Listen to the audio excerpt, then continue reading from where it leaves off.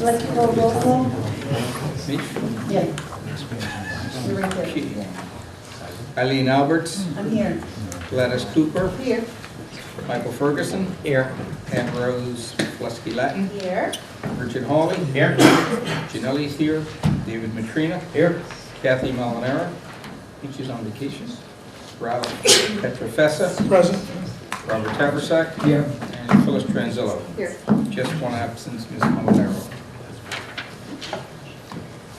Okay, now that that's all done, recognitions. This March is Board of Education Month, so it looks like our administrators have appreciated us, and I appreciate everybody I'm sitting with. And we have a gift and a great something to frame on our walls. Okay?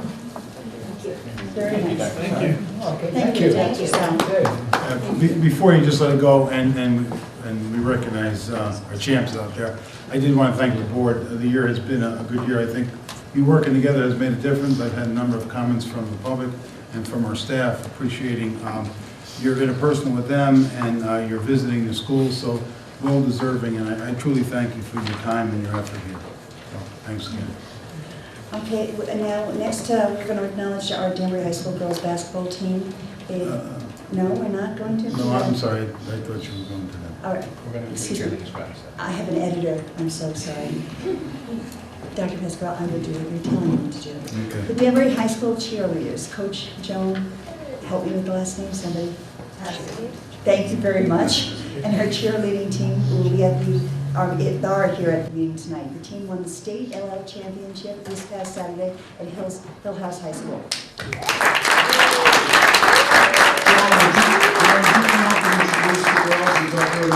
You know, stand up, girls, ladies. I'm sorry. Stand up, thank you. You know, people don't get this, but cheerleading and the work that you do, the gymnastics and the routines, there are a lot of scholarships, college scholarships. It's considered a sport, and it's well deserved. You work really hard at it. We're just so excited you were able to bring this honor to us. And thank you. Not everybody could be here tonight, but we have our assistant coach Samantha. They did win the Class LL tournament. They had the highest score out of all 5 classes. And they move on to the New England Championships on the 22nd. Thank you for watching.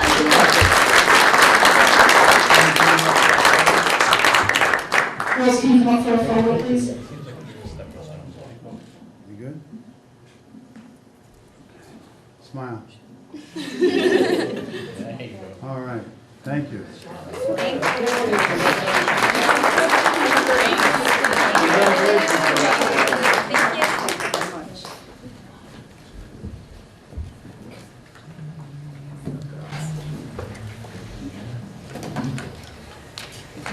Alrighty. We're also acknowledging our Danbury High School wrestling team. The wrestling finished second in New England over the weekend, coached by Ricky Shook, and they'll be at a meeting another night, okay? So we can meet all of them. Alrighty. Our Danbury High School has had a banner winter season this year, with teams winning 4 state titles and 3 FCIAC championships so far. Okay, they're all still working on it. Great year. Alrighty. Public participation. The board welcomes public participation and asks that speakers please limit their comments to 3 minutes. Speakers may offer objective comments on school operations and programs that concern them. The board will not permit any expression of personal complaints or defamatory comments about the Board of Education personnel and students or against any person connected with the Danbury Public School System. Alrighty, we have our list. A. Vines. Mr. Vines. Good evening. How everybody doing? Good evening. All right. I am a pairman, also coach for Pop Warner, coach for Powell, coach for a lot of the kids. I've seen a lot of them grow up. And I just appreciate what the board does. I know you guys can probably do a little more to make sure everybody gets a quality education and a caring environment. A lot of the kids that I do see moving around, some might be in school, some might not be in school, so I don't know what kind of truancy or whatever they do to make sure the attendance is there, that they're in school every day. I don't know how that goes along, but I would like to see some kind of improvement in that. And if I can help anytime, you guys can call on me. However I can help the board or help the school with any activities or anything to help them to stay in school would be appreciated. And I thank you for your time. Thank you, sir. Thank you. All right, I have a Sean Council.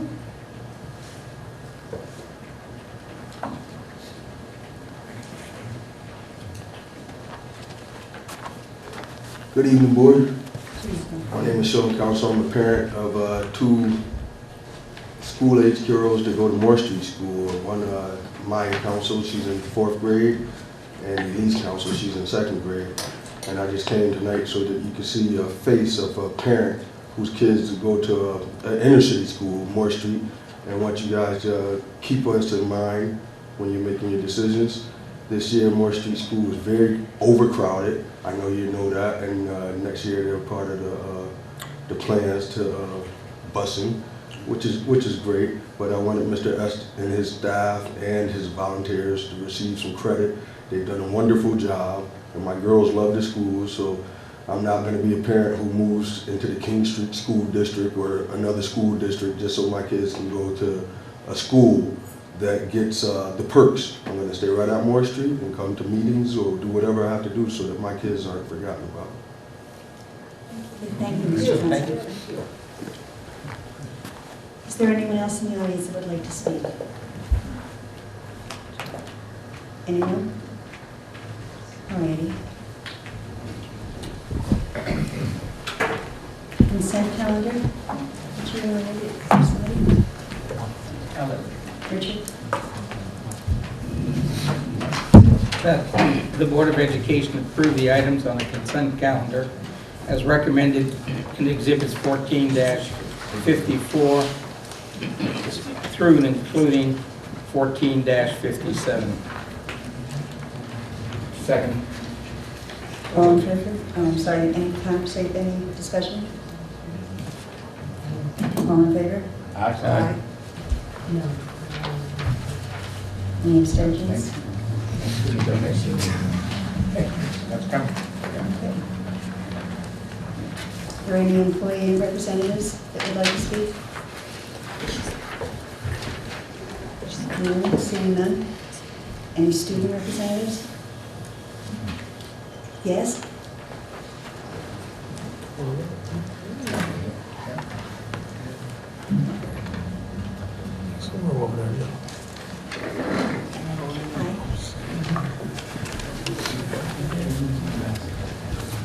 I'm not in space for you, I'm sorry. There we go.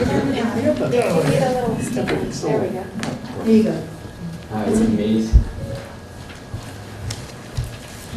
8 students volunteered their time on Saturday, March 1st at Danbury Ski to assist special needs students for half an hour. Our senior seminar course being offered weekly is going well, and all students are finalizing their future plans. Over the next few weeks, students will conduct visitations at Norwalk Community College, Lincoln Technical School, and Bristol Technical School.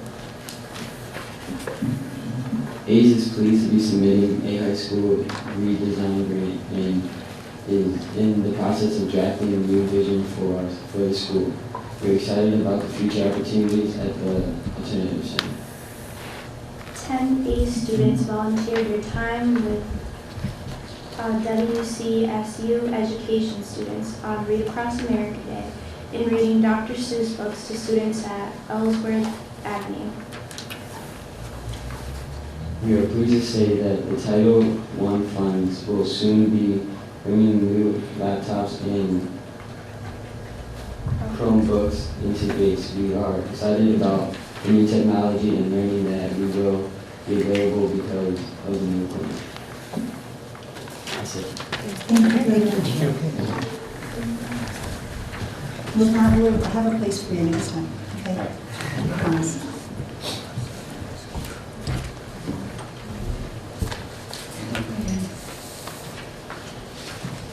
Now I'd like to introduce Annie, who's going to do a presentation for us on our after-school programs. Thank you. I appreciate this opportunity to be able to come before you tonight to talk a little bit about our after-school programs. And where is that board? Okay. It's up. Joe, how does this board go down? Okay, we're having a technology demonstration. Switch. No, you know what, I see it.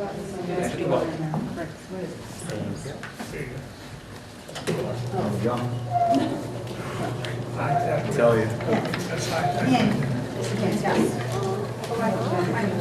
Sorry. One day I'm gonna swap board, one day. Okay, so let me get the PowerPoint going here for you first.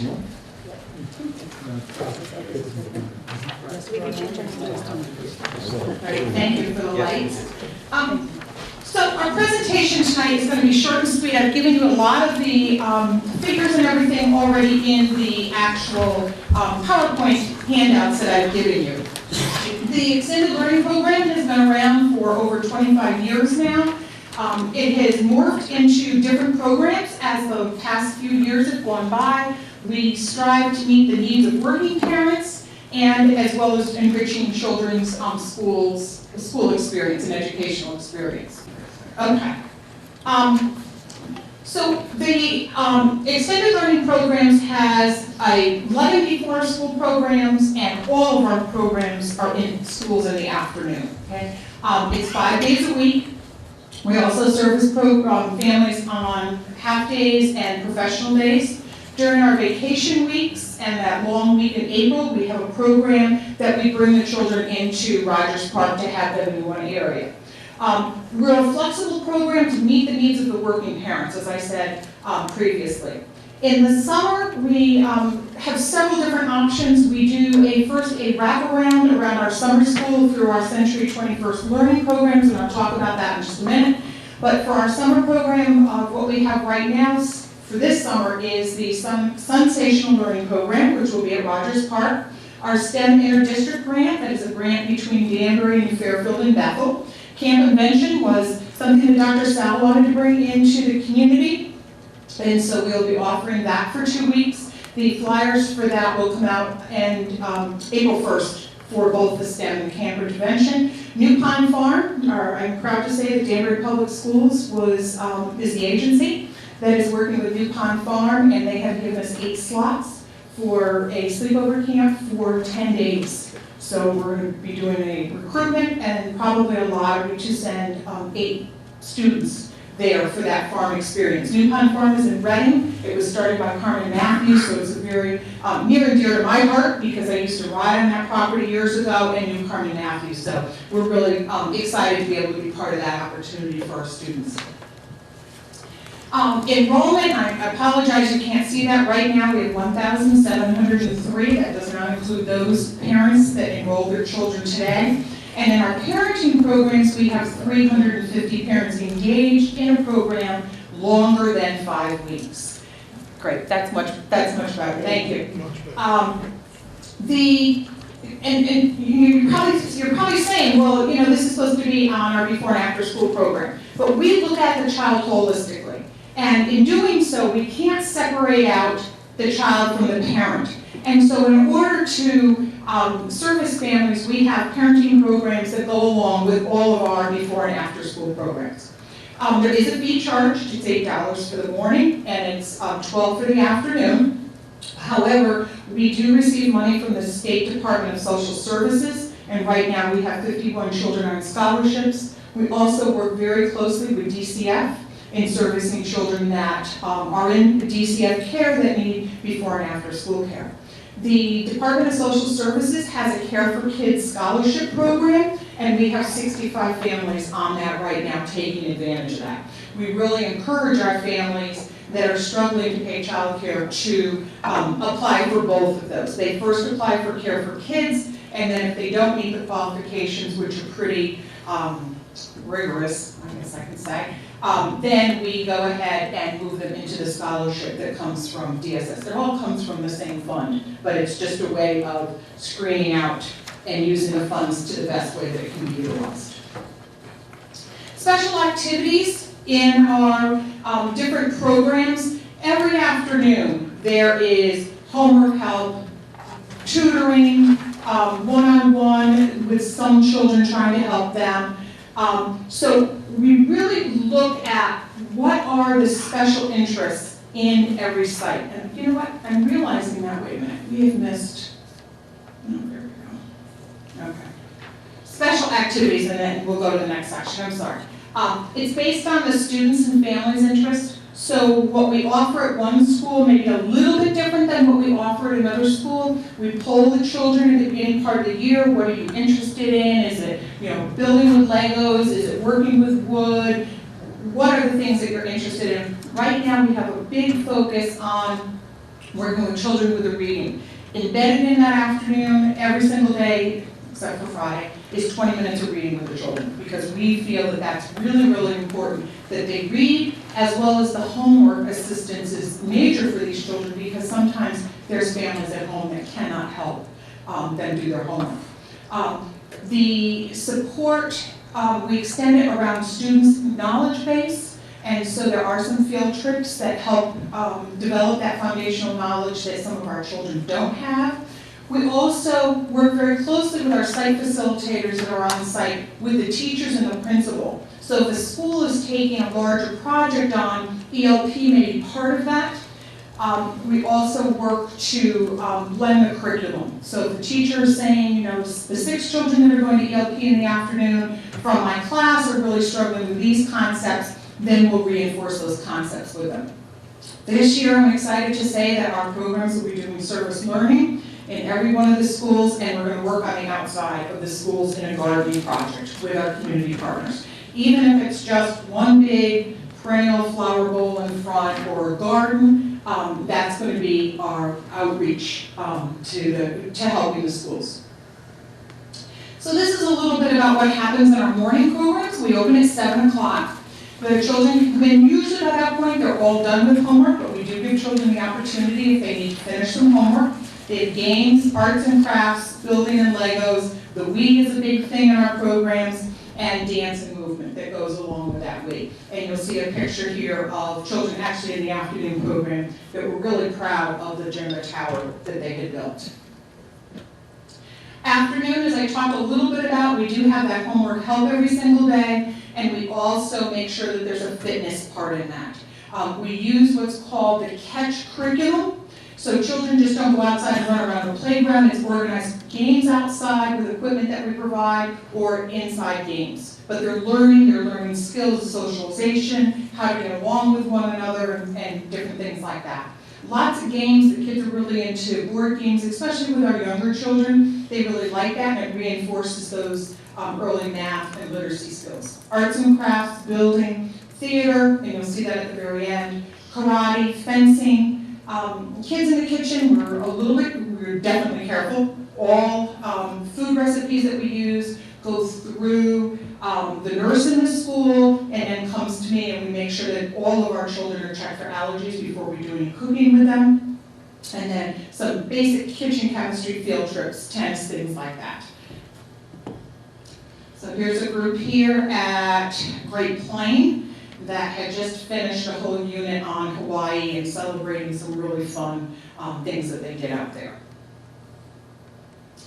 We also use some of our older students, both from the middle school and the high school level, and I was remiss in saying that we do have a after-school program at both of the middle schools. Okay? So we are able to take some of the older children from the middle school or the high school and use them in things like teaching piano skills and things like that. So they get a little individual attention, and again, this is a little guy in blue, really wanted to learn the piano. So Dylan is working with him here. This is where our parent component starts. We offer a different variety of parenting programs, from Les Serras, which is a program for our Spanish-speaking parents.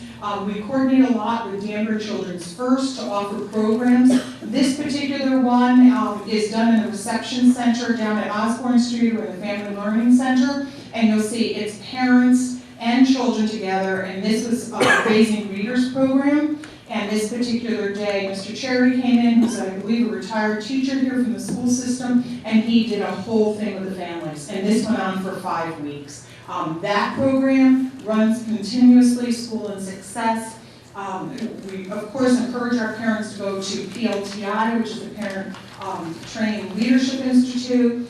Parents see that some of you have been part of or have attended, as well as any other training that we feel that parents may need. There was a huge, I don't want to say outcry, but need for the parents in our 21st C program. They wanted more information about how to deal with some behavioral issues with their children. So Marlene, again, who is one of our program managers, we have 3 program managers that oversee all the programs, pulled parents together from our 21st C schools, which we'll talk about in just a second, and they had 95 parents and children the other night. And it's offered by a school psychologist in English, and then Marlene does it in Spanish, so it's meeting the needs of all of our parents.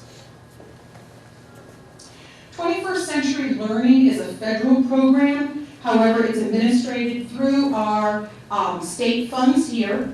It's a 5-year grant.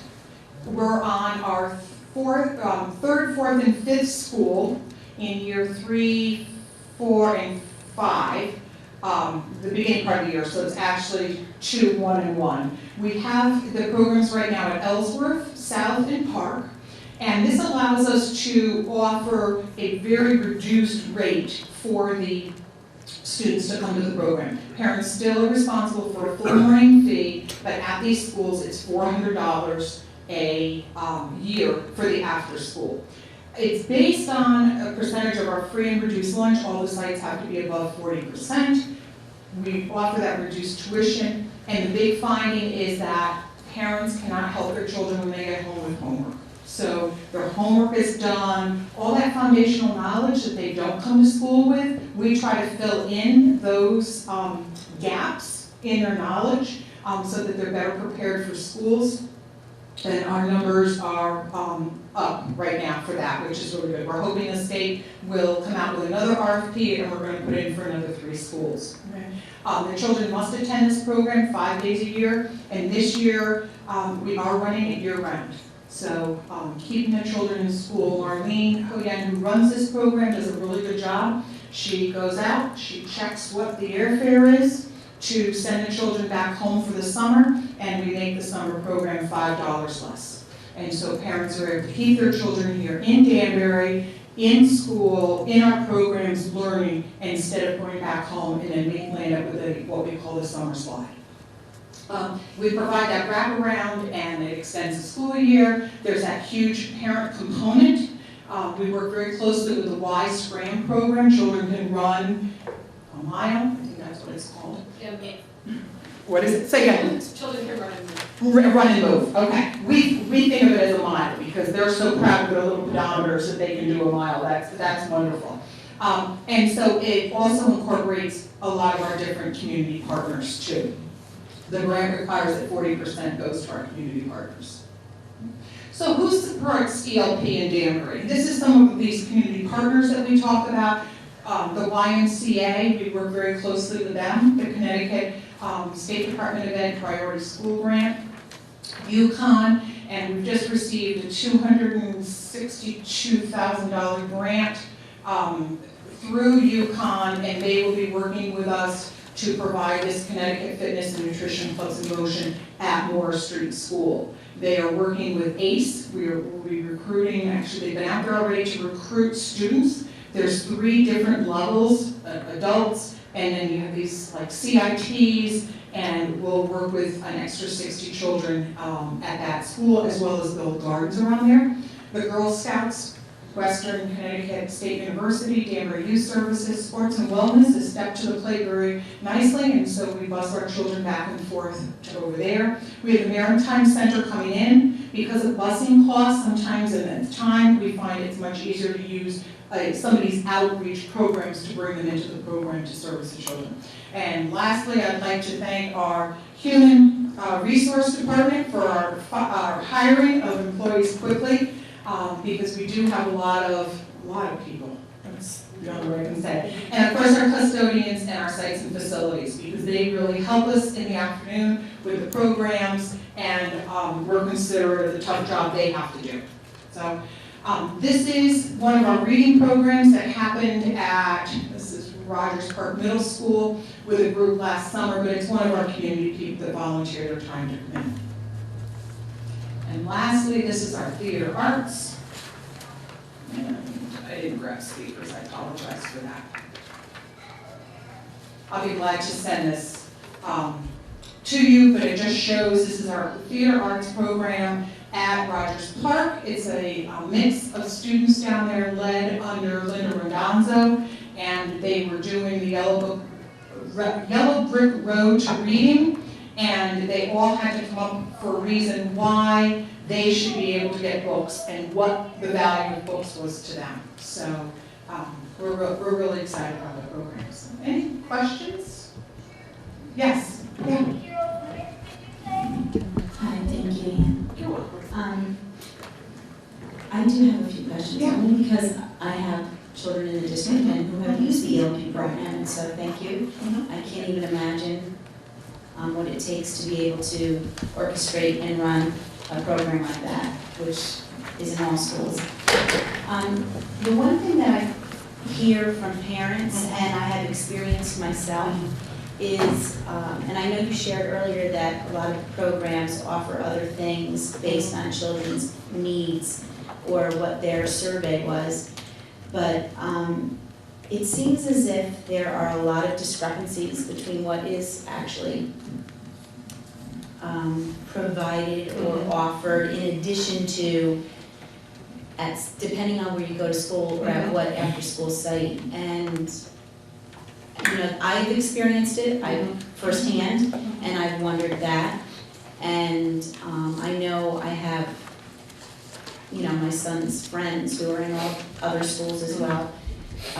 When I hear things of what's going on in their programs, and I'm like, wow, why don't we do something like that? So I'm wondering, I understand we try to meet the needs of the student, but sometimes it feels as if there's real unfairness. And you know, what I hear parents say is, we're all paying the same amount. And why does it seem like one certain school seems to have more programs offered than another? And again, I have experienced it myself where, you know, there was nothing happening in one of the places he was attending after school, and then at another place, at another school, there were more things going on. So I don't know why that is, but I know that it's absolutely happening. I mean, when I look at all the wonderful things that you had said before, tennis and fencing and chemistry and building and kids in the kitchen and field trips and theater arts, I want to know where, because I'm not seeing or hearing of that. And so what makes the difference? Like, is there a way to make it more equal so that, you know, this fencing can go to all of the ELP programs throughout the entire year instead of just a certain school? So that was one of my questions for ELP, but this other question that I have, I don't even know if it has to do with ELP at all. It has to do with the program that we recently had robotics clubs here, and they showed us the wonderful things that they were doing. And there was a middle school STEM type of robotic program in Broadview. And my question is, why is that not happening in Rogers Park where there is a STEM program? So I don't even know if that's your... I can answer that. I don't know if that's your department as well, but to me that seems really not right and unfair. So. Okay, so let me address that last question first, and then I will address your first question. There's outside providers that come into schools to provide different services. And so that particular one that you're talking about is run by a different organization than ours in the school system. And that is the school that they've chosen to pull children from. I have suggested it to my program manager that we start up something like that at Rogers Park, because I think in this age, during that age frame, they're really interested in that. And going right on to the STEM program and onto the high school, some of the things that they're doing there, they would benefit from that. We'll also be looking at opening up the new ELP program in the new school too, and adding to that. So that's an easy fix. A lot of what we do in the schools is grant driven. And so we're looking at ways to make it more equitable. I feel that over the last 3 or 4 years, we've been able to do that. We've been able to make our case to the state. Right now, the state wants to see where are your free and reduced lunch, where are your lowest functioning students, and that's where they want to see the majority of dollars put. And so we're working very hard to get them to understand that all children should be able to have those activities. We have started to include more of different activities in those far out schools. A couple of the issues that we come up against is we cannot get buses for field trips in the afternoon to take children anywhere till after 4 o'clock. So a lot of times we'd love to get them to a program at 3:30. We work very closely with Melanie to get children on a bus route, if there's room on a regular route after school, to get to a program, and that's what we're working with fencing. But we're also looking at some possibility of outside transportation to be able to pick children up in our far-reaching schools like Pembroke and King Street to get them to fencing for that 3:30 program or 4 o'clock program. So that's part of the issue. Also is to get them back in time so that parents can pick up. Okay? We are right now trying to do one program that the parents have signed off on. Okay? The children take a school bus and the parents have signed off and registered them themselves at the fencing. So we're out of that loop of liability. But we are looking at how can we make these more. We're probably going to look at a rate increase next year. There hasn't been a rate increase in 6 years, and that will help us somewhat to be able to bring some equity to those outlying programs. But right now, a lot of it is grant driven right now. Yeah, because the actual fee of the $12 an afternoon really doesn't cover it. So we are conscious of that, and we are working on that. Yeah. Thank you. And I certainly would like to thank you for all the hard work you and your staff does. And I'm a component of reading, and I remember coming down on a Saturday and down on Osborne Street, and to see the parents and the children there reading together. And we know that, you know, your reading helps improve your vocabulary and everything. And I certainly want to thank you for your hard work. And I also love the word that you want to make sure that all children get a part of the action. And that's what we should be about, the inclusion of all children, not just a certain group of children. And again, thank you for your work. Yeah, what can we do as a board to assist you as far as the grant to expand this federal program to 3 additional elementary schools? The state should be by April 1st releasing that grant. We're waiting on the federal level for that to be voted on to be released, and then it comes to the state. Letters of support would be the best thing. We get the principals involved in the actual planning. Dr. Pasquarella signs off on it. I often get some of those really hard-knock stories into the grant application because the people that read it are outside of SDE, and so you kind of you rub on their passionate side a little bit. But having those support letters from parents, the board, our community partners are really valuable to helping strengthen the grant application. Do you have any type of template that we could follow as far as? Oh, yeah. If you could please. Dan's been writing all the grants that we had, Carlin. The two of them been working together about a template, and there's a narrative that's applicable across, and they've been able to do build on a lot of work that you've done to make it successful, because you've been bringing in quite a bit of grants. The key is losing a grant and finding another one to support it. Because parents are, that's the hard part for us. I commend you for doing the work. Thank you. And we should just get that template to Debbie, and she'll get it out to us. Yes. And we'll send it. Absolutely. I can do most of it. Thank you. Thank you.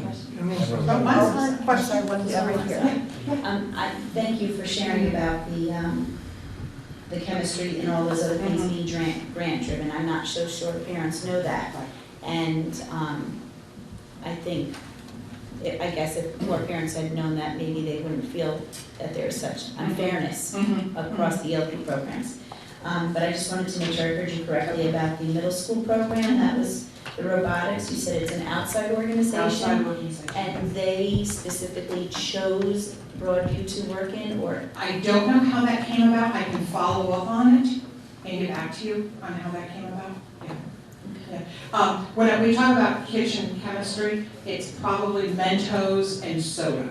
Oh, So that, when we talk about chemistry, at this age level, it's Mentos and soda. It's not what you'd see in a chemical. We keep it safe. How does your bus work? Did you tell them, is that involved in this at all, expanding the programs? Liz, The- literacy caravan? Yeah. Oh, yeah. Yeah, we often are at schools. The Legos program existed in Rogers Park Okay. years ago. I don't know if it was Legos that. It was Legos, it was part of their gifted and talented program. Dr. Hudson brought it to, and that's a night that would be in 7 months, or that would be in 2001, 2, and 3, that I can account for. Okay. That would be when my son was in it. You know, Ann, before you go, the board, you know, we have an 8 to 3, you know what I mean, in terms of, one of, closing the gap is not one activity, it's creating connections for kids across, providing the scheme, all these activities all help students grow as academicians during the day. It gives them experience to make relevancies, and this is a key part of the things that we do, so I can't tell you how much we appreciate that. We have Saturday Academy and the Gifted and Talented, so feel free, Gifted and Talented is at the high school this week. 9 to 12 on Saturday, or not, they're 9 to 10:30. They're going to be doing electricity, which is a really fun thing for them to do. And our summer STEM program that goes year-round will be there from 9 to 12. Jen Reber is one of Danbury surrogate teacher, we call her here, in one of Dr. Rosvalli's programs, and she will be up there. And then you're more than welcome to come to Osborne Street to see our Family Learning Center and visit with our families there. So we have expanded that. We now have a new evening play group. So that's good. Of course. Thank you. Yeah, Thanks. Thank you. Thank you, Ann. You're welcome. Alrighty.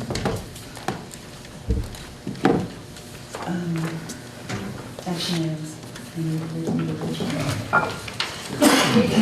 That the action item, that the Danbury Board of Education authorize the superintendent of schools to file a grant application for state funding and accept and authorize the submittal of the executive summary of education specifications ED 049 and cost estimate for the roof replacement at Morris Street School, as well as approve the education specification and authorize the architect to finalize the plans and specifications to State Bureau of School Facilities review and approval as Exhibit 14-58.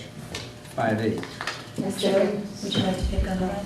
Excuse me, I'm sorry. She's going to second that motion. Oh, she's, Phyllis is second. You want to? This is just the process for approval to go to the state.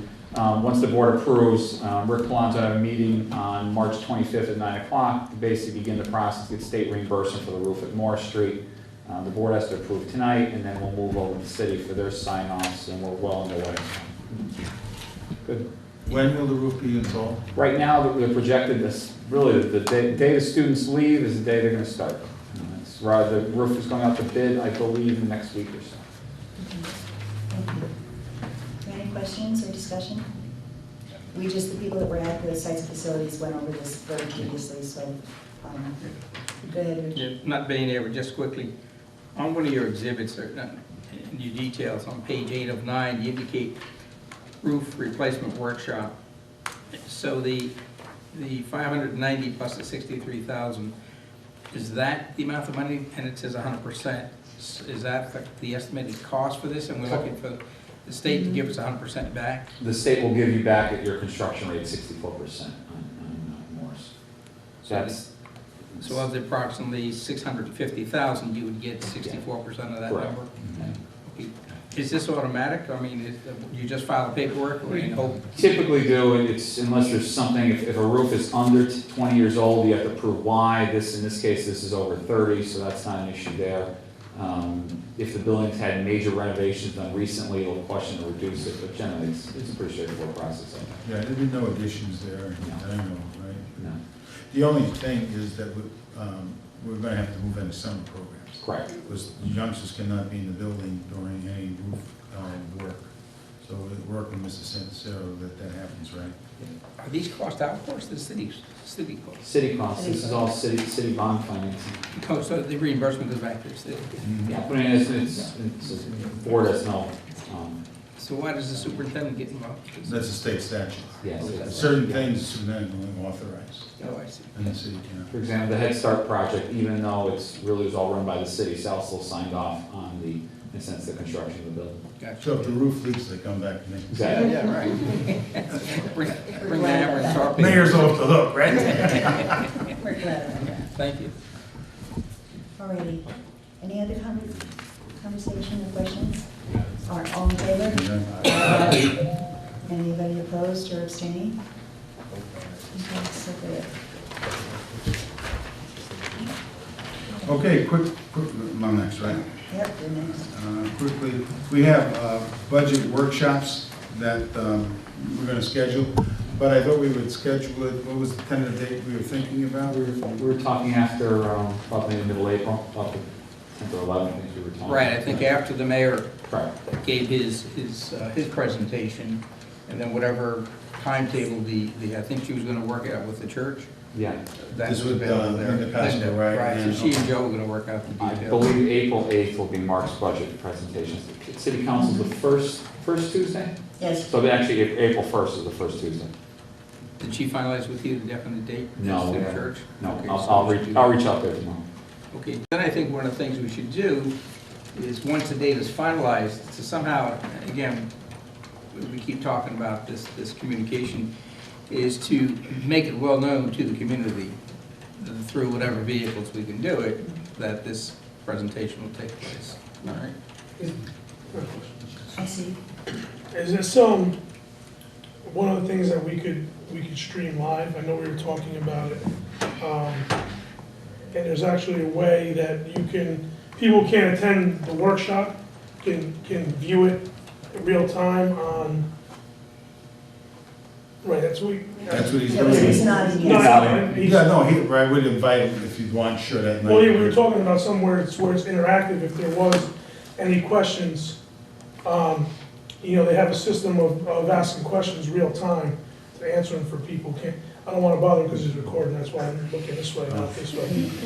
So is that something we want to do? I mean, Let me see what you're saying. You're talking about a call-in? I'm talking about being able to interact live and ask questions, like those town hall meetings and stuff Oh. that people do. And we did speak about it, and he said it is something that we Yes. can do. Because a lot of, parents on some of the things, like I know we did meet the candidate thing, and the weather was kind of iffy, and we got about, what do you say, that, like 13 people? And, including the candidates. But people were like, this weather, and can we, a parent came up with the suggestion of, streaming it live and having, people, via Twitter or. Sterling is nodding yes to everybody's. No, I know, questions, we talked at length at last meeting, but I don't want to interrupt him now because he's taping the Well, whole he's thing. nodding yes. Okay. So apparently he's gonna set something up for it. All right, So whatever you guys need me to do, we can get it Okay, to we'll, work. we'll so. talk after, just continue on the I'll tell you conversation the we had miracles last that night. are happening, Sterling, thank you very much. Okay. It's parent participation, that's what we're looking That's- for. But making it happen is an entirely different thing, he's doing it, so that's, alrighty. Okay, so. Okay, any more questions about that? I just got something from Harry, and I want to read it to you. This is to one of our teachers. Congratulations to your math team on advancing to the state level competition. Kudos to the coach, Ty, for all of our students. The 12 schools going to the state, the top 12 from Fairfield County, Greenwich, Duquesne, Staples, Richfield, Brunswick, Danbury, Greenwich Academy, King, West Hill, Darien, Fairfield, Ward, and Green Farms. So that's pretty darn good. Okay. I just got Is that. that gonna be up on the website? We just Yes. got it. Ticker tape? Yeah, Needs to so be. great. It just came. That's from awesome.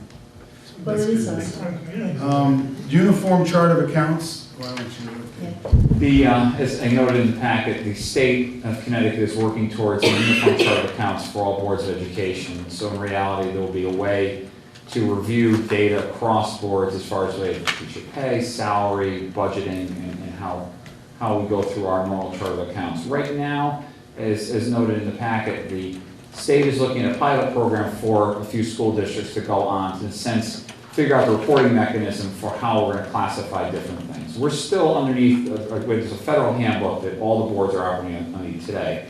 This will, in a sense, try to make an attempt to tie together, budgeting amounts for teacher rates, and so all the accounting codes line up better. So in a sense, the reports can be pulled directly to the state level. We do that today underneath what's called the EDO1, which is our state reporting tool. Schedule 12 is, we break down all the pieces right now by grade level, so like K5, 6, 8, special ed, we extract those costs, but now we'll do it more based on object code. So right now it's a little kind of early, there's going to be a pilot that's going to be happening. The state doesn't necessarily define all the accounting codes at this point, but I just want to update the board on some of the goings on with that. It's going to be an interesting process to see how the final version comes out. Okay, that's good. Any questions, Sandra? Okay. I did want to mention, and I didn't put it on here, that today there was a hearing, probably still going on at the state. The Education Committee was directed to have a hearing today on Common Core, new teacher evaluation. I was scheduled to testify, but I signed up at 8:30, so I might get on at 9. So I didn't go because of the meetings and other things, but basically, the concept here is to try to put a moratorium on the Common Core and also to adjust the teacher evaluation system. The moratorium is kind of interesting. Connecticut has the Common Core of Learning and Language Arts based on much that's in the Common Core is in that. Common Core are standards, it's not a curriculum. Our teachers are writing a curriculum. So there's a lot of things out there that are kind of misunderstood. The Common Core, in the past, if you could just understand, when we were writing curriculum, we'd have a team of teachers, they'd go to NCTM, the National Council of Teachers Mathematics, English, and they'd get these standards and they do it localized. What happened here was that the governors got together, and they themselves didn't produce it with the chief state officials, the commissioners of education, about 5 years ago, and they went out and got all these special groups. They created these standards.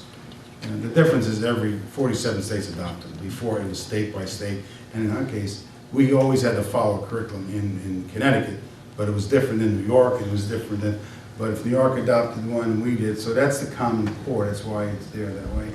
And what I would have promoted, and I did some, is that it wasn't so much the moratorium there as it is give people time to be conversant with it. We need more preparation of material. Teachers can't teach the whole day, and also put these new units in. So it was really just something too quick, and I think it's not the goodness of the standards, but just very hard for them to implement. So I don't know what's going to come out of it. I mean, it could create a moratorium, but I don't know what that means. I mean, it's our curriculum we've been developing for 3 years. So if they said no state testing, we get that. You don't have testing, or no teacher eval. But if they say no Common Core, that's a little perplexing. But in talking to Eileen today, the governor did put a task force together who was supposed to review the implementation, to come back to him in June to make a recommendation. My hope and my guess is that they would say, not stop it, but slow down, make sure to give people time, and make sure that people do it well. The other thing I think listening to you would agree with me, is to decouple as much state testing and student data onto teacher evaluation. And I promoted that. If they're going to do it, then wait 3 or 5 years until we understand about these things before you just throw this out. That's creating a lot of angst with everyone out in the field. So I don't know, they're still testifying, I know, and we'll see what happens, but that is going on in Hartford today. Just wanted you to be aware of that. Thank you. Discussion. Danbury's Promise for Children. Joe, do you want to take? I just want to update the board on kind of, there we go. There was some conversation about the amounts for Promise for Children. Just so the board knows, last year, as part of our school readiness grant, there was a $35,000 contribution was made to the program for Promise for Children.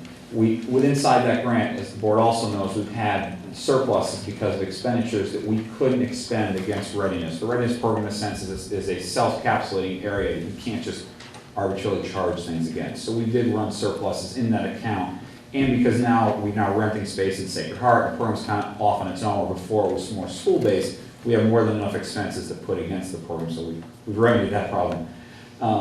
But that's at least kind of the history of the School Readiness Council did have some discussions about the funds. There was also some Braustein's money that was tied into that 35, so there was some matching funds there.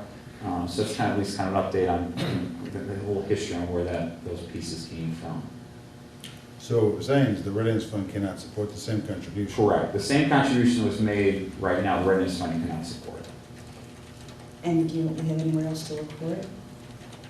It has to be operational It budget. would be at the operational budget or conversation with the city. And what's the shortfall, about 35? 35,000. 45? 35. 35. And there's matching against that again this year, I believe, from Graustein? Yeah, the 40. 40. Rousting. And then. Go ahead. Just speak right up. No, it's 40 from Rousting. But that match from the schools will then, I don't know, incent, there are other much larger funders that are looking at the school's match. Let's, I don't know, put it that way. Yeah, the foundation grantors look to the city, look to the schools for institutional funding, if you will. If there isn't the public commitment demonstrated toward the initiative, to the endeavor, then there isn't an incentive for those foundation grantors or others to be able to provide funds. So that's why it's necessary for the public sector to come to, to set the table so that the others can come to eat, if you will. So 40,000, I think, is sort of, to put it, I don't know, it's a little, it's sort of the tip of the iceberg of that's minimally what we would get from a foundation.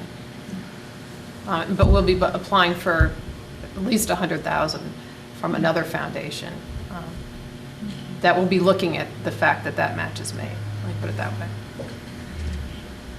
Gladys first. My only question is, and I sort of want to be sure, am I hearing or are you asking for the board to support you with $35,000? Yes. Okay, so that's all I want to know, yes or no? Yeah. So you're looking for us to support you with $35,000? Yes, and we've asked the city to do the same. I'm sorry? We've asked the city, through the city operating budget, to do the same. Okay. So does that mean if the board were to approve that, and then the city would approve, you'd have 70,000? That's correct, from two of the institutional partners, if you will, representing the public sector. The United Way is another institutional partner, as an example. My final part to that, and I didn't hear this in the presentation, and I could have missed it or could have forgotten. Do you have a specific office or location that one can come to, or you just have an overall? Yes, as you may know, Gladys, you know what, I apologize. If you want to participate, I'm going to have him come to the Okay, meeting. no, well, okay.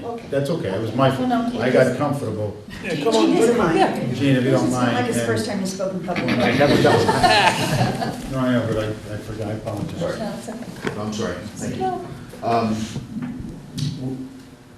In October of 2013, the city, with the mayor's support of the city council, passed a resolution authorizing Danbury's Province for Children Partnership to be the administrator of the city's Office of Early Childhood.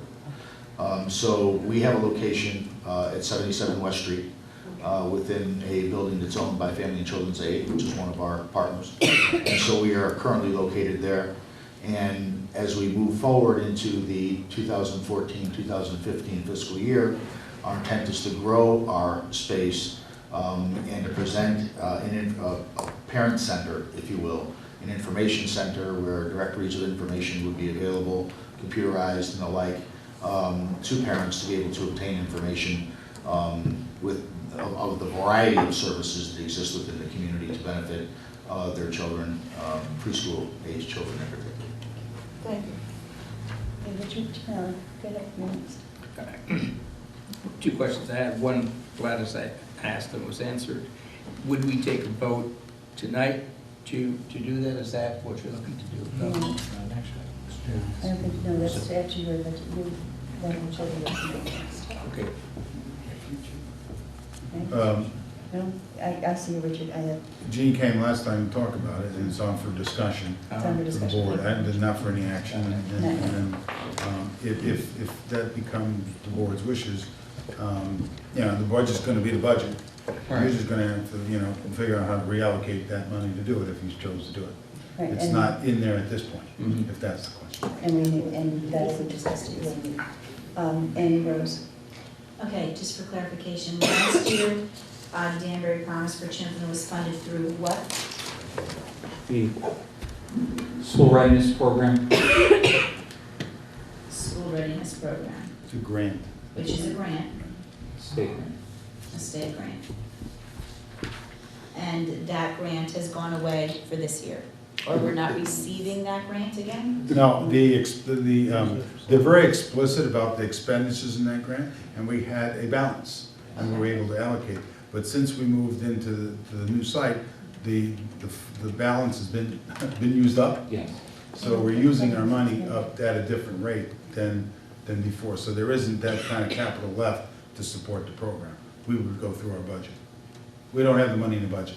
It's being allocated. But it was last year. Yeah, it's in there, right. It was last year. It was last The year. The 35,000. School Readiness That's Program right. grant. And there's no money in there. 35,000 of it was given to the Danbury Promise for Children. No, wait a minute. That's, Right. Yeah. If I can clarify that, the school readiness grant pays Leanne, you need to get Yep, on that thing, please. the school readiness grant pays a per child slot fee, and then there's a co-pay from the parent side. okay. And so, because there was no rent and we were in a school building, we had those extra dollars that we were able to use for professional training, for community purposes, anything that had to do still with preschool children in Danbury. So we use those funds for the $35,000 match. It was approved by our local school readiness council and by the State Department of Ed. Since we've moved into the new building, now we've incurred different costs of heating, more office supplies, rent, utilities and things like that. So we won't have that buffer of funds this coming year. And the grant stays the same each year, the amount that you receive? Yes, we're hoping that the governor's going to give us a slight increase. The grant hasn't changed in 8 years now. Okay. Okay, my next question is, through the Alliance grant that we received, which is 6.6 million next year. Okay, which I know we've already allocated in whatever way we have. Part of it that I thought with that was that we were able to fund Head Start, and that's where Head Start is getting their funding from. Is that correct? $485,000. Right. So, could part of the Alliance grant be reworked to fund this, if it was our wishes? The board has the right to adjust that. I don't know if I would necessarily say it at this time, because that has been worked through the staff already in terms of the funds being allocated. Would that be accurate? Correct, and yes. But the answer to that is yes, to do it, but we'd have to rework things. Yeah, and right? Head Start's explicitly stated in the grant. Yes, It which is I not know. clear to me if we could write That's the what I 35 in, let's say, that would be a So statement. we don't know Yeah. if supporting Danbury Promise for Children could be part of that Alliance grant? Right. Because we know Head Start can, because they wrote that in Correct. specifically. That was written into the regs. Yes, I know That's that. correct, Okay. that's correct. It would be my suggestion that before we try to figure it out No, at I this just table, think it's- they're gonna have a special meeting to do this. It's not as if we're saying, no, we don't have the money and we're not going to do it. Everybody's gonna try their darndest to get this done, if we can possibly do it. Is that correct? Just need clarification. That's if everybody comes to a consensus at this table, that that's what we want the committee to do. I just needed to clarify. Well, no, but I just asked the question. Is everyone in agreement that this is what we want to do? We want to see if we can find the money to be able to do this? Can I just speak? I think we have to understand how, you can't say you're gonna give Glen School $1 million and you don't have it. Oh God, I wish somebody would do that.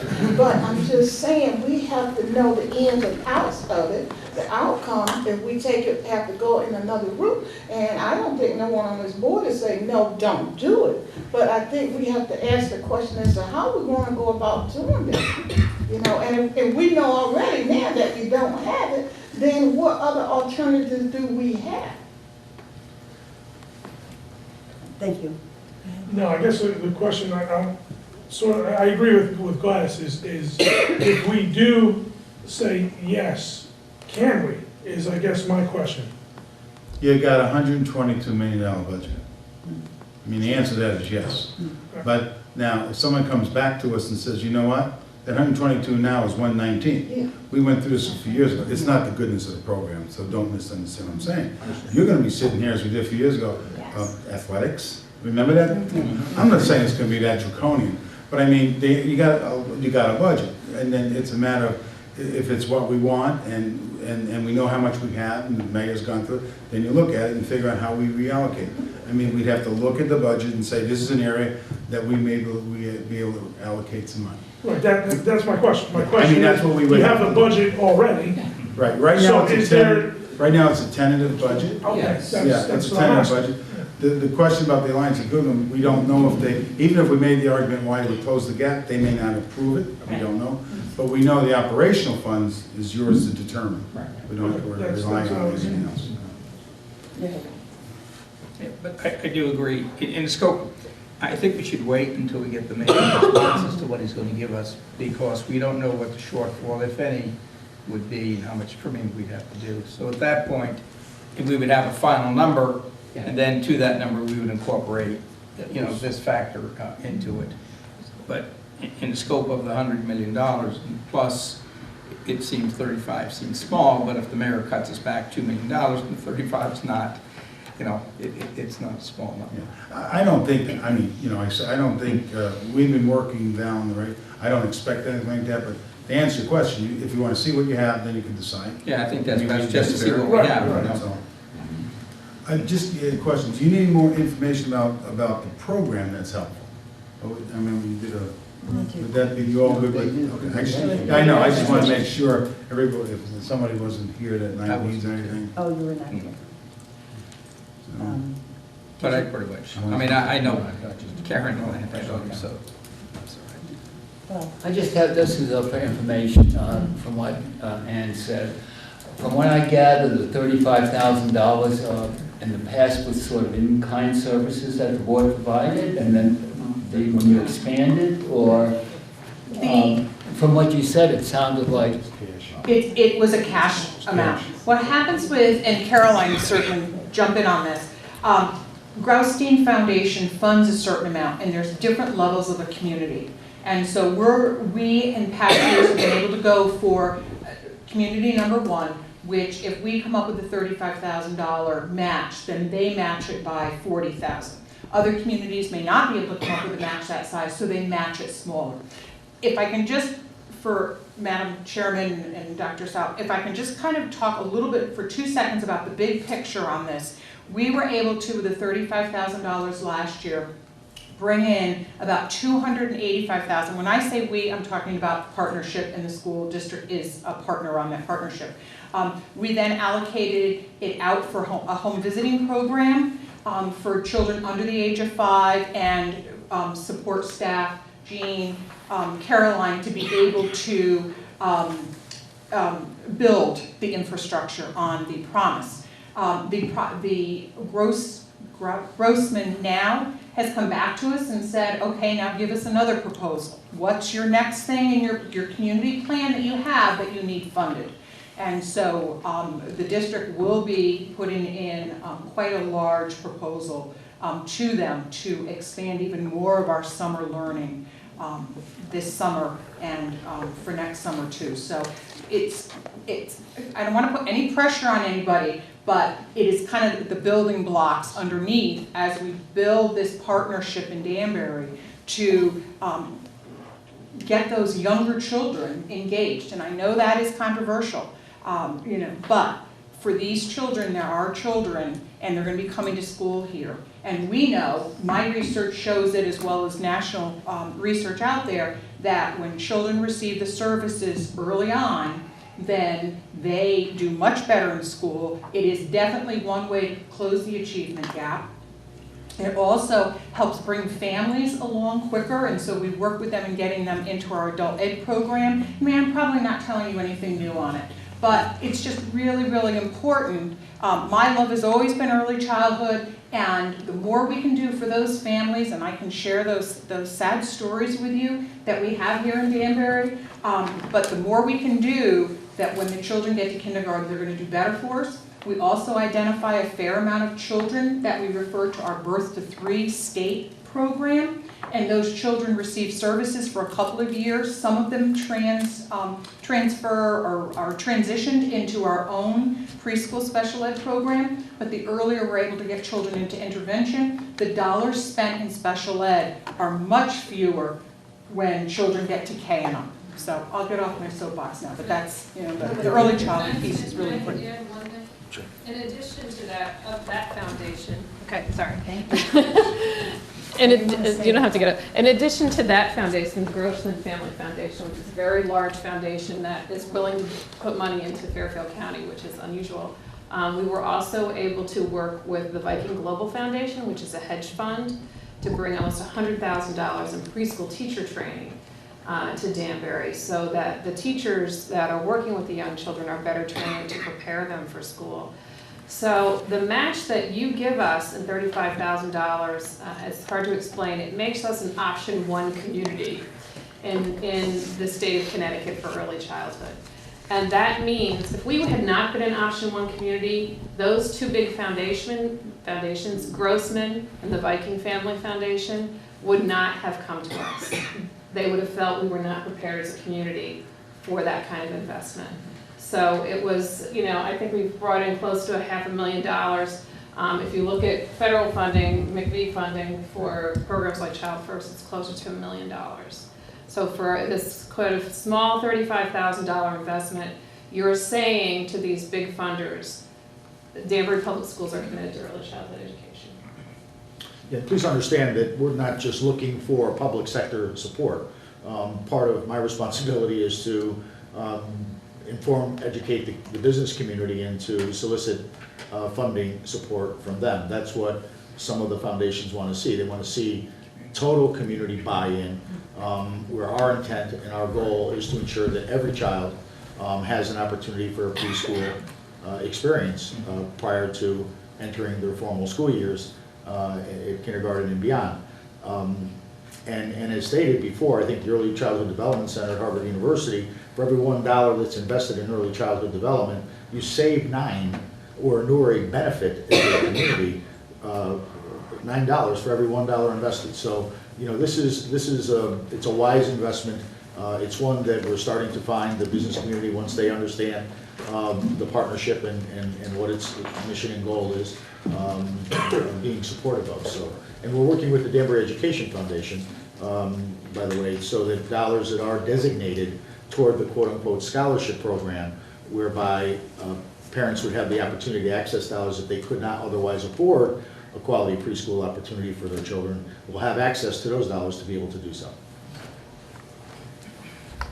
My final question would be, is there a timeline or a specific time that you need this $35,000, or it can be given to you any time of the year? No, I mean, ideally, Gladys, it would be for, the earlier that we can receive the commitment from the city, which would obviously be through their budgetary process. And as you know, the city council has to adopt the budget by May 15th. I'm not putting pressure, but I am putting pressure, and I put some pressure on the discussion with the mayor today about, providing the kind of funding that the board has requested. Obviously, will you get every dollar you ask for? I'm not sure, but historically pretty much hasn't happened that way. But nonetheless, because things change, there are factors that change, but the bottom line is hopefully the gap won't be something significant, could be mitigated by some savings in fixed costs or the like, so that you do have the flexibility to be able to fund a particular program like this, given that the school readiness grant isn't a source to fund it going forward. But the bottom line is that the earlier we receive a commitment, so through your establishing your budget for the next fiscal year, if we were built into that, that would be. Right, and actually my grant application is due April 30th. So Right. we do need some kind of letter of commitment by April 30th. Or indication. Yeah. Thank you. I see Mr. Hall.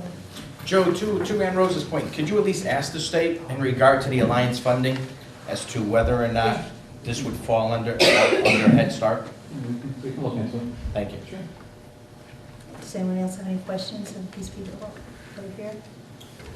No? I've seen them.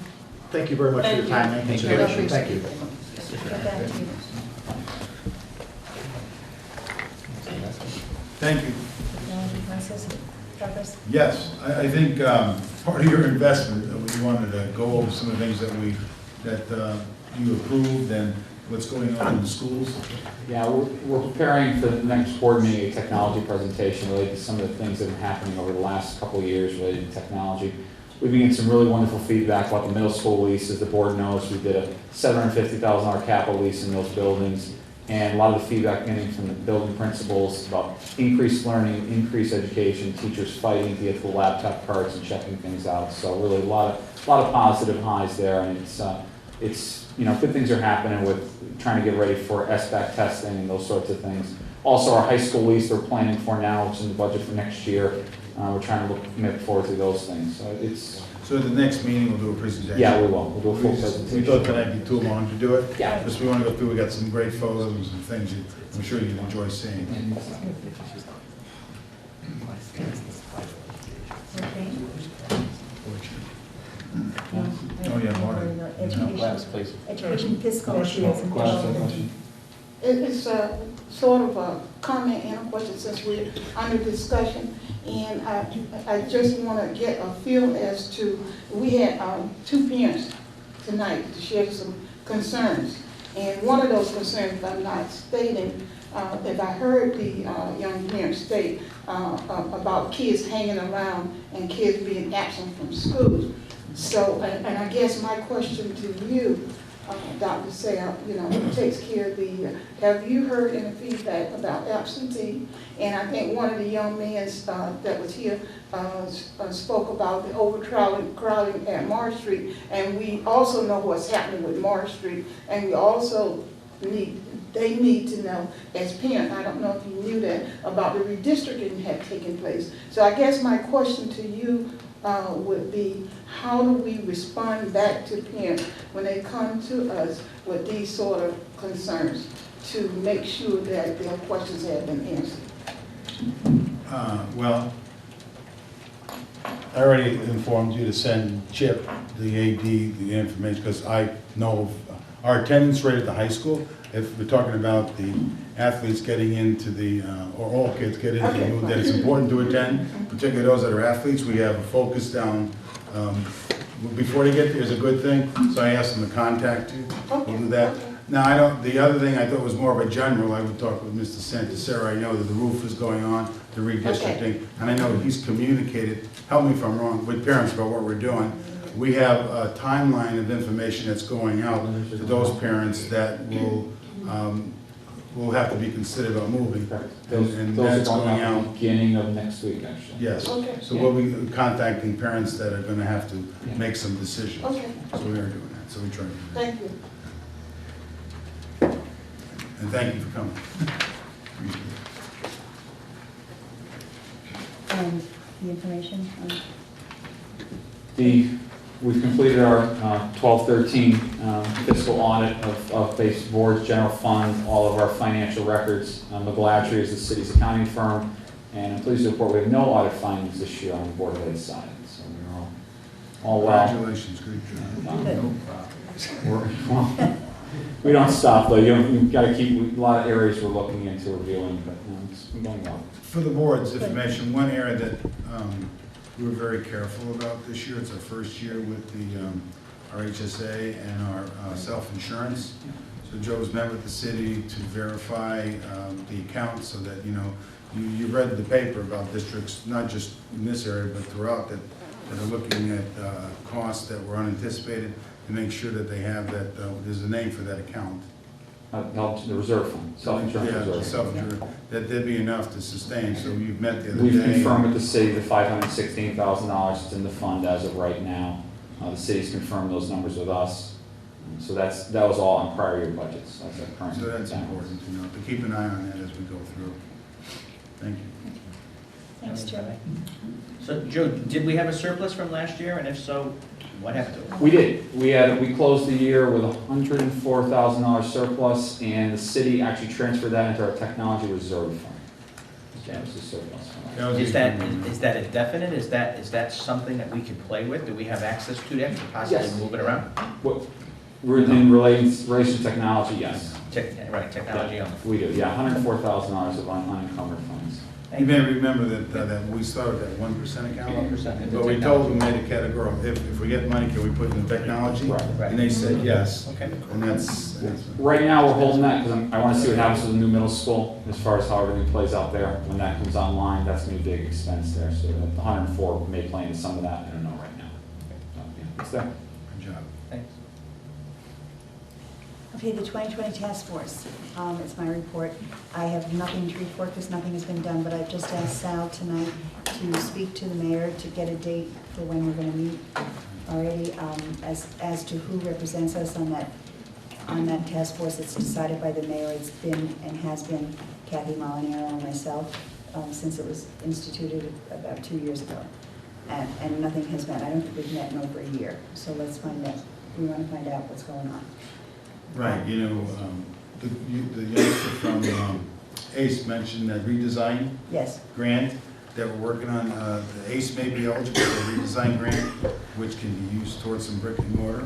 So that's kind of early with 2020, but the vision was to create some academies where ACE would grow a little larger and other academies. So that'll be the start of it. So a year from next September, we're going to have some plans. We think for rental, if not built, because we are going to be overtaxed, particularly at the high school.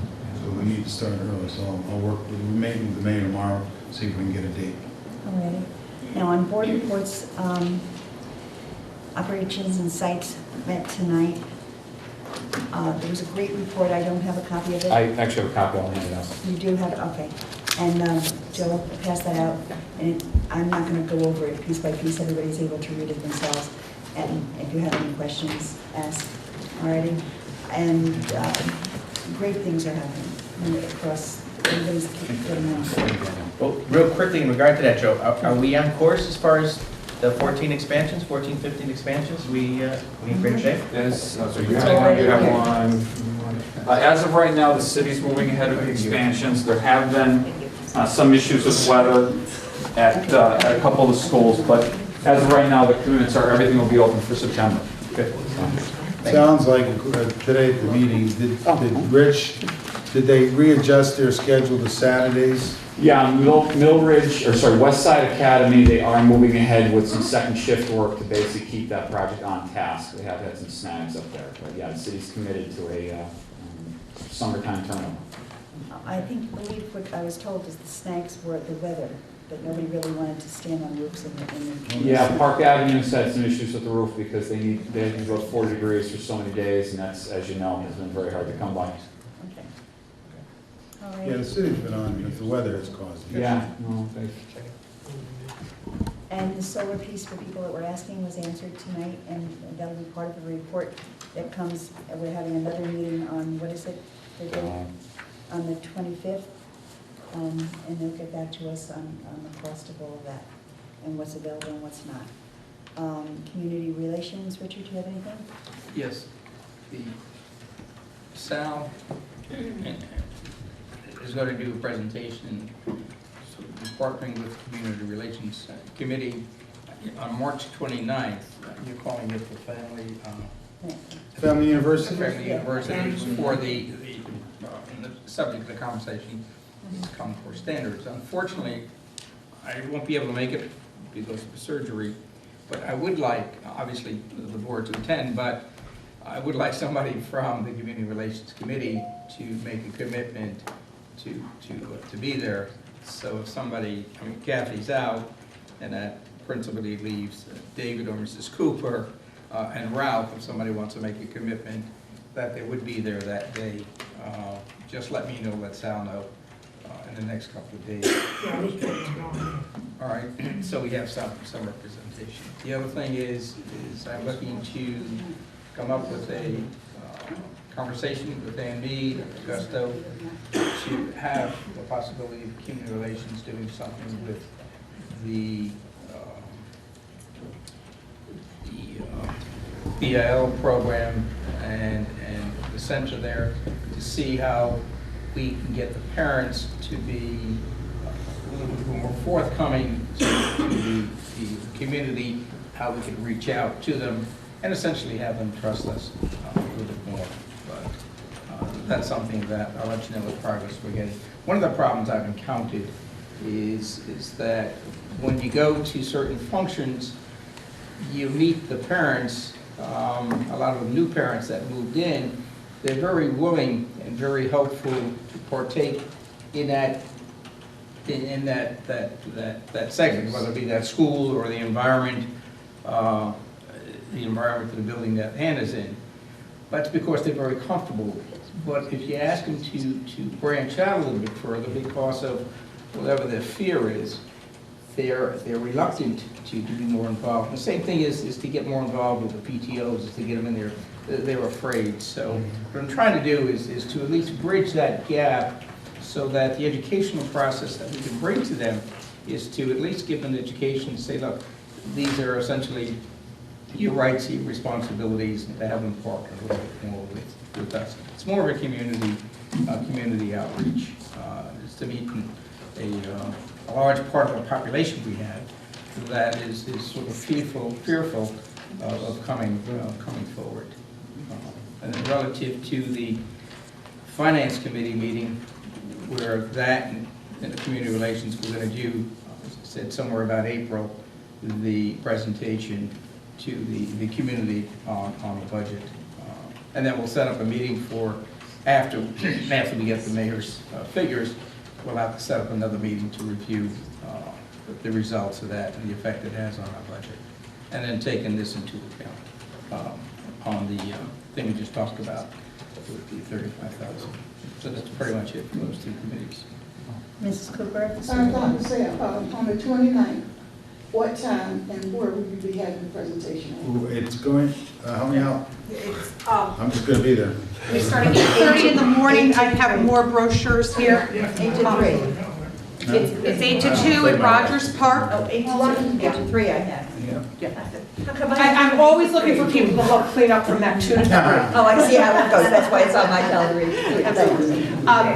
Dr. Sal and Mrs. Alberts will be doing an early presentation first thing in the morning, welcoming everybody. And then what we've done is we've worked with our literacy folks and our math folks to break down Common Core presentations by grade. So you'll see that in there. I would love to have some board members at lunchtime to have a table, to have a small conversation with any families that would like to converse with you, bring any issues to you at that point too. So if we could ask for a couple volunteers to be able to do that day, that would be wonderful. So besides Ralph, anybody that's going to plan in, can you just tell me? Gladys too? Okay. Breakfast at anything? Yes, breakfast and Ice cream cake. Ralph and Gladys, I'll anybody show up else? pretty much anywhere if there's food there. Anybody else want to volunteer that I'll day? try. Can I, make Come a at lunch. You I'll don't have let to you come know. for breakfast, come for lunch. You know, I feel I can't stress how important this is because of the changing dynamics of the Common Core. Just as Sal said today, you know, what is happening. So there's just so much confusion out there as to, you know, one, what it's all about, and two, what the changes are. And I think the clearer and that we can make it the parents, it's certainly so beneficial to that. So I think it's a great subject. I think it's a great thing. And the method would be is to how much PR we can get out so the community knows that this is going to take place. Maybe Sal could do his robot We're going to ask that the principals do a robocall for each school. Each child has received the green forms or the conference brochure, and we are getting responses back. Yeah, we have a nice selection of vendors coming too. Raffle prizes, things like that to entice parents to come in. And the kids' activities are going to be phenomenal that day. I'm glad to see you just, winging it, yeah. I see your question. Can you ask a question? Of course you can. I'm noticing that it's K-5. Is there any reason why middle school and high school wasn't included? I mean, they're also going through the... Each year that we've done the conference, we really look to focus on one group, but Family University is just part of the bigger picture. What we're going to be doing over the next few months is going to a point system very similar to what Boston has. And so we're going to ask parents to enroll. And so some of the things that we'll be offering later in the spring is in May and in June are some more workshops at the middle school and the high school level. The high school level is doing some work already on it, but we'll be rolling it out at the middle school level. So ideally, Family University should be something that happens year-round, summers, weekends, evenings, to give parents lots of opportunities to take part in different things. So that's what we want to evolve into. Does Family University have a website or a place where they have a link? We are under, if you look on the website, we're under the Learning Center now, the Family Learning Center. Plus it's the Family University brochures on the website too. But under the Learning Center? Under the Learning Center and then under News and Events. So could it have its own, because that's kind of hard to find. If you ever try to navigate our website, sometimes it's difficult to find information. So will there ever be a time that it could have its own spot? Because I can envision your workshops, which not all parents can attend, but I'm sure that many parents would be very interested in what Common Core Standards looks like in K2, 3, 5, who might not be able to attend, but if the workshop is videoed and it could be watched through the website, I mean, I think it would just be so helpful, because I think, just as Dr. Sal was saying earlier, there are so many misconceptions about Common Core, and it's being lumped in with teacher evaluation and everything else, and it's just getting a bad rap. And so, I don't know how that is navigated, the website, our website. Right now, we know that we can cover the Common Core workshops to get them videotaped. Okay, those will definitely be videotaped, and then we'll be able to put them up on the site. Oh, okay. Or Sterling will be able to put them up on the site. Well, yeah, because then you can use them at back-to-school nights too. Excellent. We play them at back-to-school night. We have to figure out, what we have to figure out is how to get all of this information out to the parents. That all of this stuff is going on. I think it's the most amazing thing is the things that I've seen on Hatters TV in the last week or 2 or 3, ever since I became aware that it was there. And I mean, and I had nothing else to do, guys, but sit home with my fractured arm. So I still couldn't find information, didn't even know we had a thing called Hatters TV. Sal's been yelling at me about the website for the last 3, 4, 5, 6 months. And I've been going, oh yeah, I see it, I actually got time to actually look at it while I had nothing else to do but sit in a chair and mend my arm. We all need to pay attention to it. I know it's not a focus of most of and our time is very valuable to all of us, but there are things that are going on that nobody is paying, that I didn't know about. And we all know that, other than Gladys, nobody knows more than she and I about everything that's gone on for the last however 100 years. So everybody try, just when you have nothing else to do, just boot it up and check it out. Because there's amazing stuff going on in our system that never went on before, ever. Information's going out, but we need to get more parents to know that. Because I'm surprised it isn't all broadcast bilingual right now, because that's how different everything is. When I went to that first workshop on redistricting, and they were handing out headphones because it was all done bilingual for people. It was amazing. My mouth was just, I was like, oh my God, is this really Danbury? Is this really happening? I didn't know that was going to happen. And I have the biggest mouth of all of us.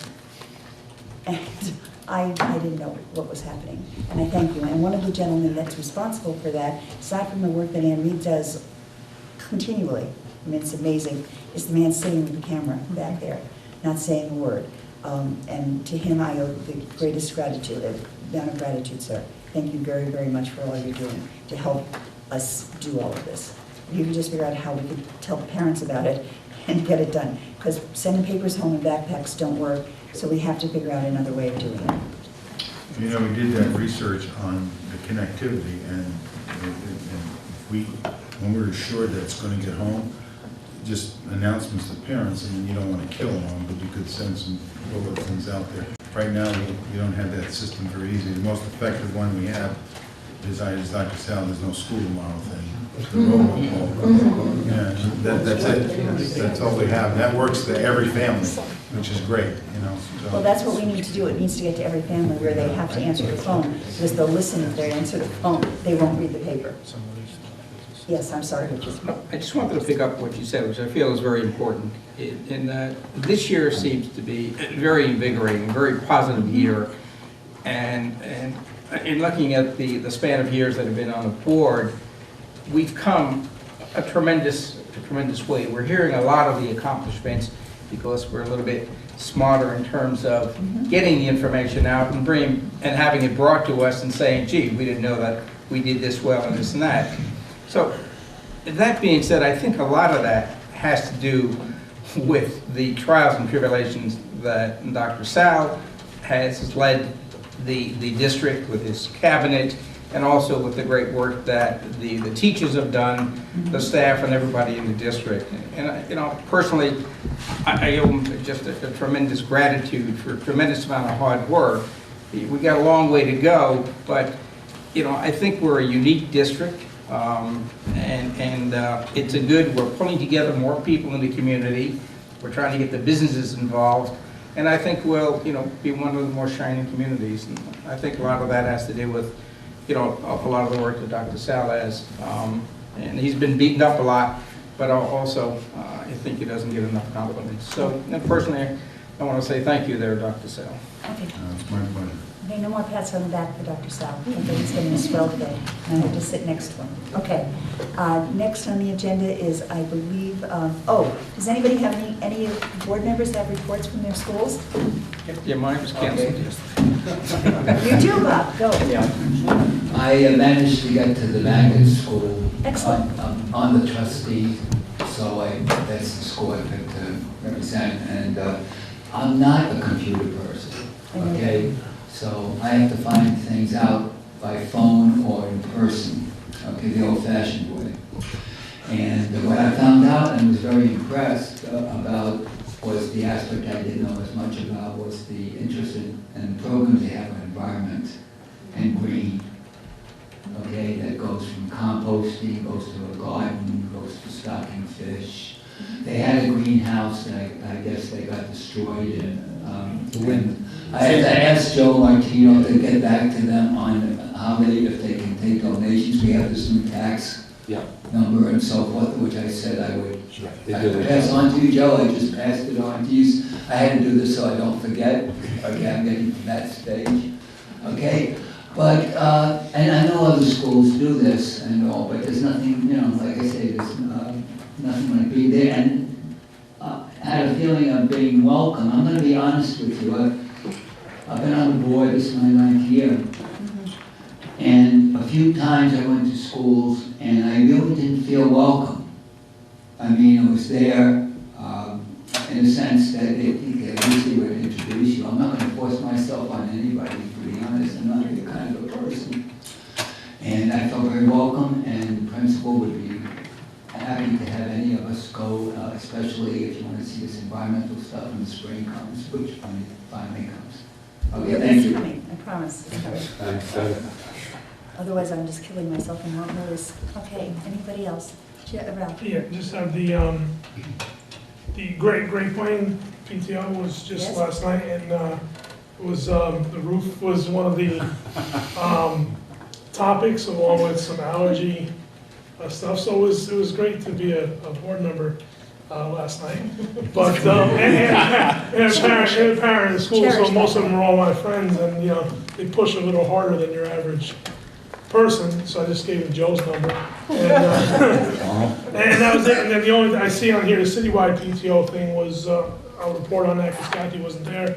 Kathy did the nutrition presentation. Oh, right, okay. And that went well. How was that received? Was that Oh, it received? went well. I mean, parents are, you know, looking to get their opinion out there. Oh, okay. Yeah, I'm not gonna comment on, you know, they could comment. No, I'm just Well, wondering. the board had asked what their insight was, so that was an important presentation. I might want to share a few comments. Okay. Yeah, I mean, okay, so some of the comments were basically to get rid of the food, is what climate people were going towards, and just get rid of the food completely. And there was about, say, 10 or 12 people there. And, you know, Kathy informed them on some stuff. You know, there was some questions about if it was state mandated or recommendations and stuff like that, that I think we clarified pretty well. And, you know, the climate of the group was to eliminate food for celebrations. Okay. Now, I got a different opinion from some great planners, so I told them when we do